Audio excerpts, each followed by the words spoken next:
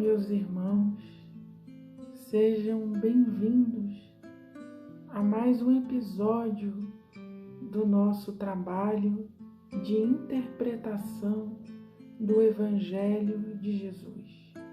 Gostaria de agradecer pelas visualizações, pelos comentários cheios de carinho e pedir a vocês que continuem se inscrevendo em nosso canal, que possam compartilhar o conteúdo e que continuem conosco nesse trabalho de amor, nesse trabalho de afeto e de amizade que se dá no espírito do Evangelho.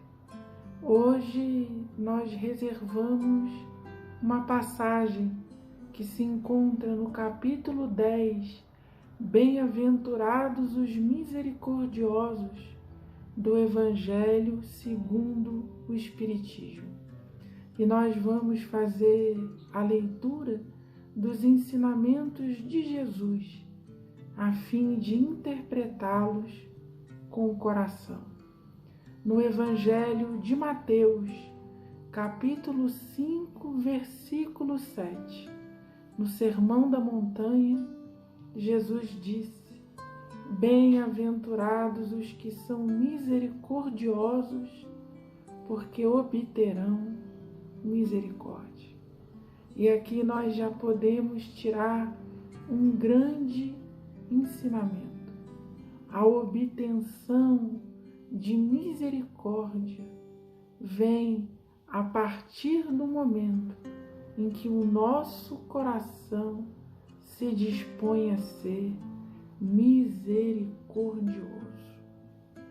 Porque Jesus não diz: bem-aventurados os que são cruéis, bem-aventurados os que cobram até o último centavo dos seus irmãos, bem-aventurados os cobradores incompassivos, aqueles que se fazem juízes da lei, porque eles obterão misericórdia. Não. Bem-aventurados os misericordiosos, porque experimentarão a misericórdia ampla, infinita e profunda de nosso Pai. Os corações andarão pelo mundo desassombrados, cheios de coragem, cheios de luz nos olhos e amplamente consolados diante das dificuldades da vida. Quem é misericordioso experimenta o doce e o perfume da alma de Deus. E Jesus continua, porque também no Evangelho de Mateus, capítulo 6, versículo 14 e 15, o Mestre vai dizer: se perdoardes aos homens as faltas que cometeram contra vós, também vosso Pai Celestial vos perdoará os pecados. Mas se não perdoardes aos homens, quando vos tenham ofendido, vosso Pai Celestial também não vos perdoará os pecados. E nós podemos nos perguntar: mas por acaso Deus, que é infinitamente bom e justo, por acaso Deus se ofende? Deus fica magoado com os meus erros, com a minha ignorância? Não. Jesus está falando da lei divina e imutável que coordena e é imanente em toda a criação. Só conhece as verdadeiras luzes do perdão aquele que tira o fel, a ira, a amargura do seu próprio coração.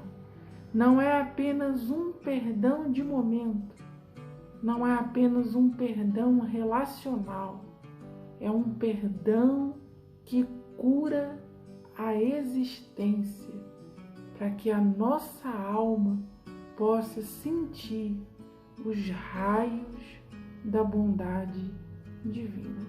Quem não perdoa algema-se a materialidade do planeta. Enxerga sempre para baixo, jamais para frente e para cima. E tem grilhões que lhe acorrentam nas correntes mais perversas, mais tristes da existência. Por isso que Jesus disse: conhecereis a verdade e a verdade vos libertará. A verdade é a vivência do Evangelho dentro de nós. E um dos componentes sagrados e reais da verdade é o perdão. Ninguém chega a Cristo sem perdoar o seu semelhante. E aí nós avançamos para uma outra passagem do Evangelho de Mateus, desta vez um diálogo entre Jesus e o apóstolo Pedro. Se contra vós pecou vosso irmão, e de fazer-lhe sentir a falta em particular, a sós com ele. Se vos atender, tereis ganho o vosso irmão. Olha que recomendação preciosa do Mestre. É como ele dissesse assim: olha, não fica dentro da mesma casa, não fica dentro do mesmo ambiente de trabalho, da mesma atmosfera religiosa, alimentando ódio fraternal. Se o teu irmão te ofendeu, se você ofendeu ao teu irmão, dialoga, conversa com ele, olha nos olhos, admitam-se um ao outro, confessando as próprias falhas e abrindo o coração. E aí vocês se ganharão como amigos em Jesus Cristo. Porque de nada adianta eu negar a mágoa que me chegou. De nada adianta me perguntarem: você ficou magoado? E eu vaidosamente dizer: eu não fiquei magoado. Porque o que interessa não são as minhas palavras, mas a verdade que habita o meu coração.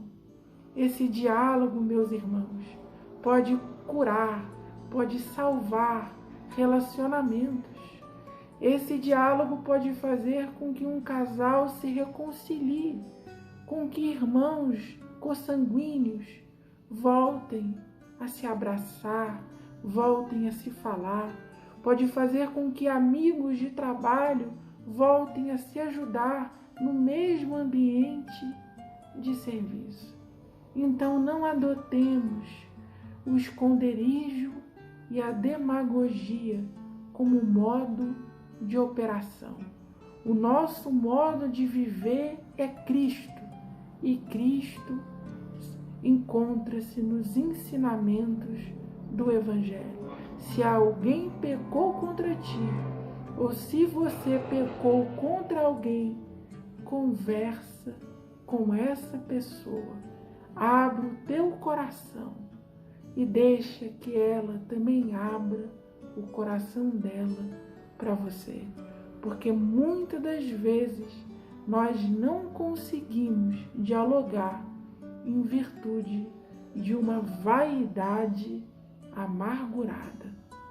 Então, aproximando-se dele, disse-lhe Pedro: Senhor, quantas vezes perdoarei a meu irmão quando houver pecado contra mim? Até 7 vezes?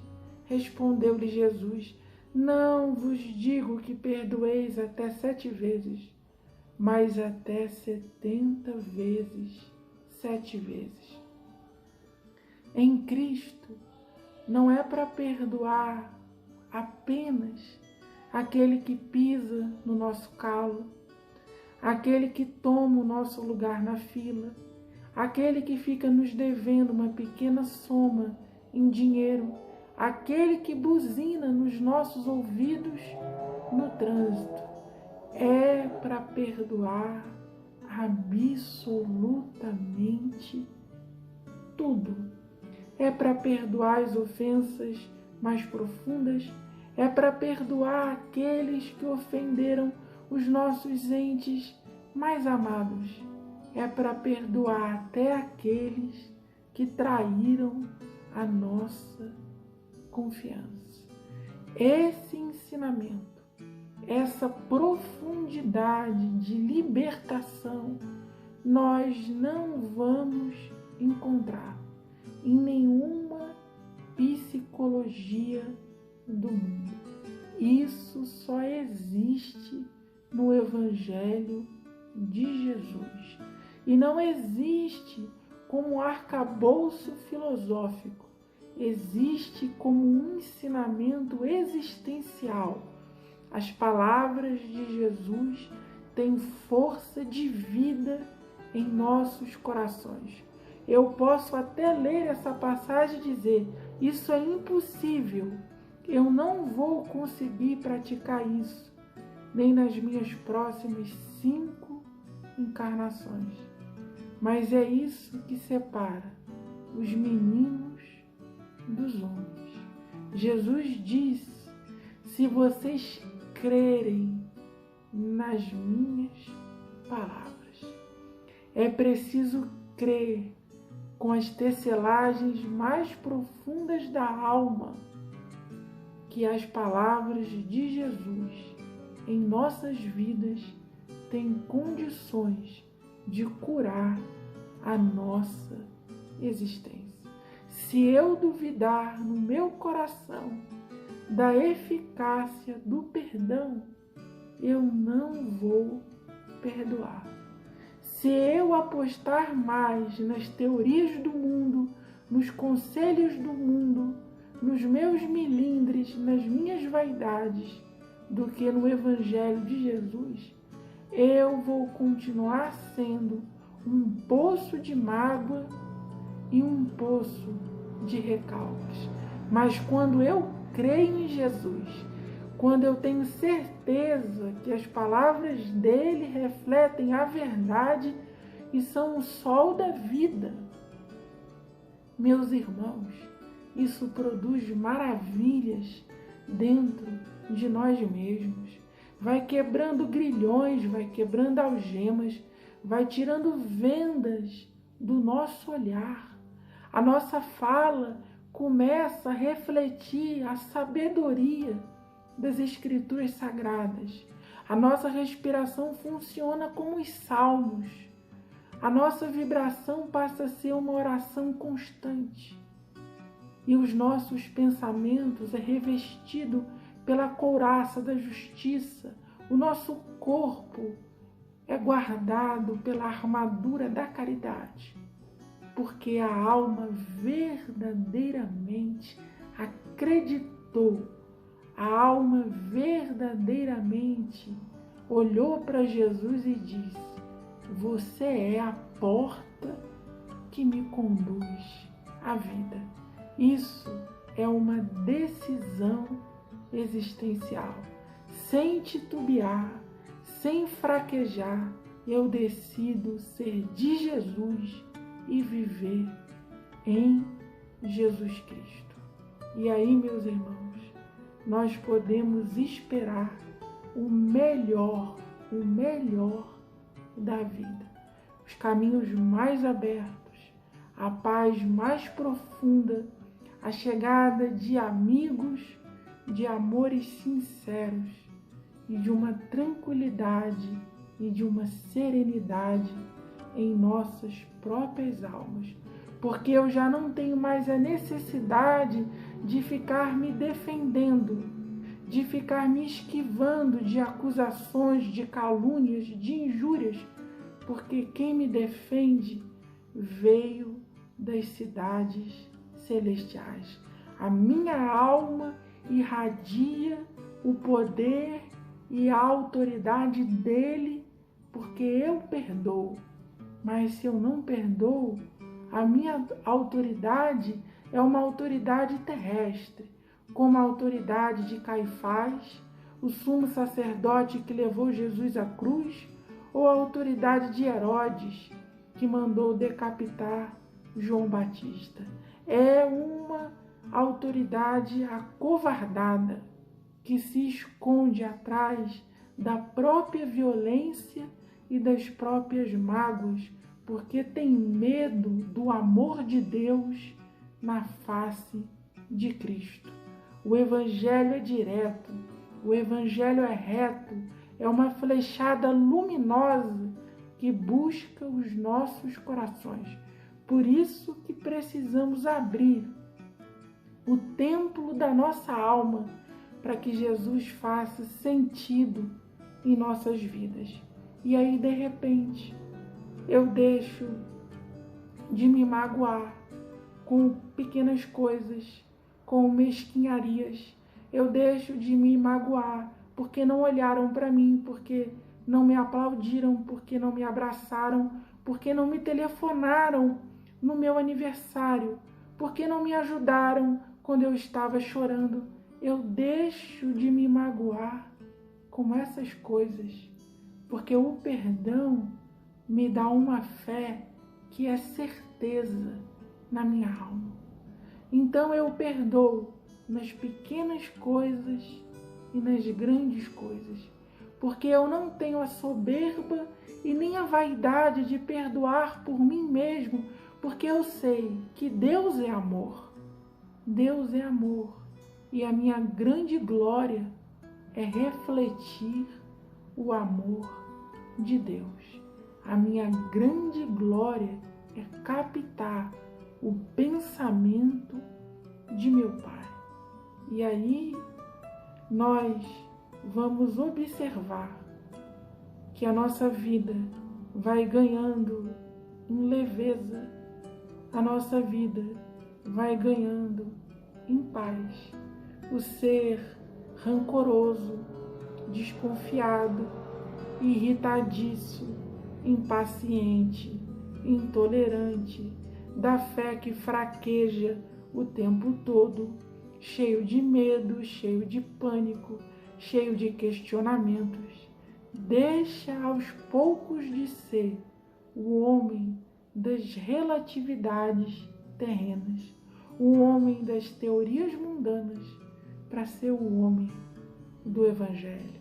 É vinho novo em odre novo, é roupa, é remendo de pano novo em pano novo. É o Espírito renovado em Cristo Jesus. O entendimento dele se aprofunda em nós e nós passamos a viver nele tanto quanto ele vive em nós. E isso é uma decisão existencial. Se eu quiser que seja agora, a minha vida vai começar a melhorar agora. É uma questão também de fé. É preciso ter muita fé para poder perdoar as ofensas que nos chegam. Sem fé, sem a certeza da cobertura de Cristo, eu não perdoo nem aquele que pisa no meu dedo mindinho, que dirá daquele que ofende ou magoa as pessoas que eu mais amo. Mas o Evangelho é capaz disso, meus irmãos, que possamos crer na palavra e nos ensinamentos de Jesus.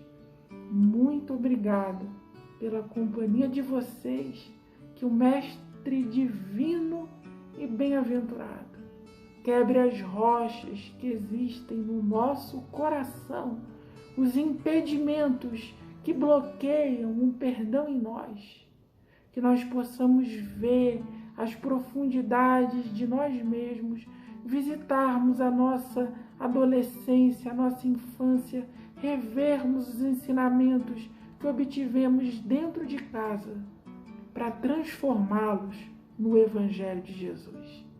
Muito obrigado e muita paz para todos nós. Que Jesus nos abençoe.